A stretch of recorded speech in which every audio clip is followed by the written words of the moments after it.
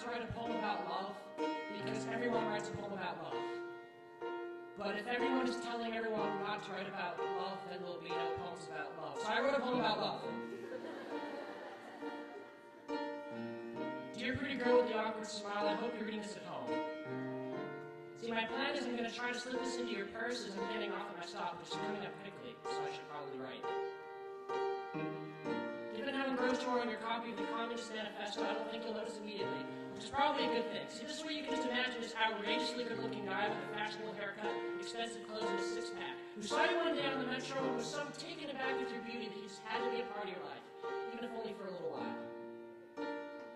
You know, I want to tell you something interesting. And I hope you don't take this the wrong way, but, you know, Cupid scares the crap out of me. I mean, imagine you actually saw a baby flying, shooting arrows at people. How would you react to that? Sometimes I feel like they could have picked a less disturbing image to represent falling in love. Maybe not. Maybe it's exactly as scary as it should be. Anyways, I hope this isn't creeping you out. I don't know why I'm rambling on about love, trying to impress you with how sensitive and introspective I am, when all I really wanted to do was drop a little note in your purse and let you know that I saw you with your glasses, your funny little smile. And I think you're beautiful. Dear pretty girl with the awkward smile, do you have any idea how attractive it is that you're reading the Communist Manifesto?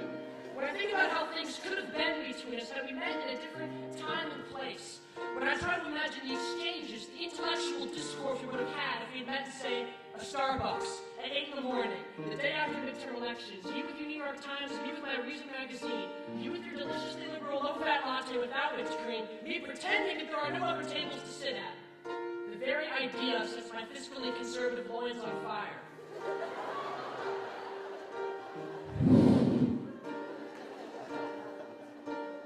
We'd be perfect together, you know, maybe not for anything long-term, but for a one-night stand in a cheap hotel 6 blocks from Capitol Hill, we'd be as compatible as big government and special interest groups. And I hope you enjoy that metaphor as much as the Corn Lobby does, but this isn't a poem about politics. It's a poem about love, and how awkward your smile is.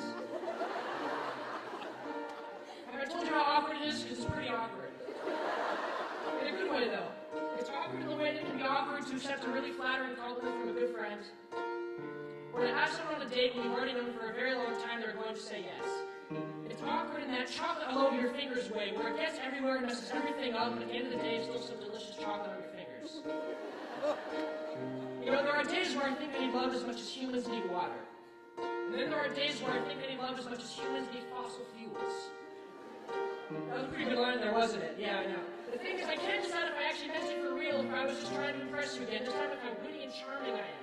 Why am I trying to impress you anyways? It doesn't make any sense. You're just this random girl on the metro who I'm never going to talk to. I probably won't even give this to you anyways, so I mean, what's the point? You're looking for all the 2 minutes, smile, maybe shove it to one of your friends, and then shove it in some drawer. Yeah, sure, you're reading the Communist Manifesto. I bet you think that makes you look really sophisticated, don't you? Oh my god, look at this girl. She's so alternative. She's sitting on the metro reading Marx, riding public transportation, one of the most free market-oriented nations on earth. Oh my god, the irony, the juxtaposition, it's killing me. I'm sorry, I didn't mean to go off on you like that. I guess I'm really insecure and defensive about people who seem like they're into politics.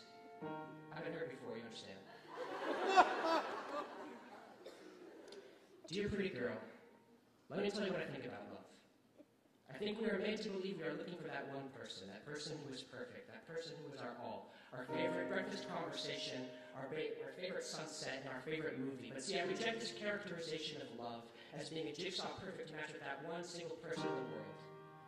If you yell and scream at me when I leave my clothes in the wash overnight, and if I can't stand how petty you sound when you gossip about your coworkers, does that mean I'm lying when I say I love you?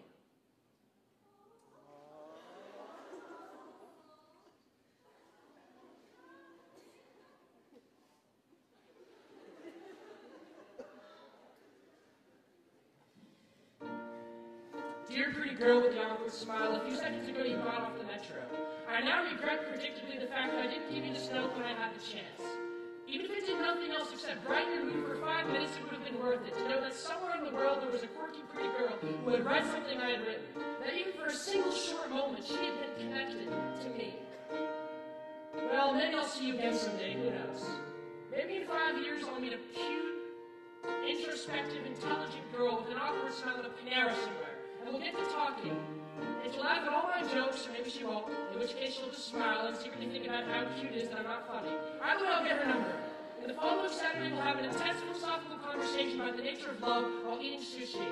In 3 years, I'll marry this girl, and we'll spend our lives together, having a couple kids, refinancing our house a few times, and watching 3 movies on Netflix a month until we're 57, at which point we'll ramp that shit up to 10 movies a month.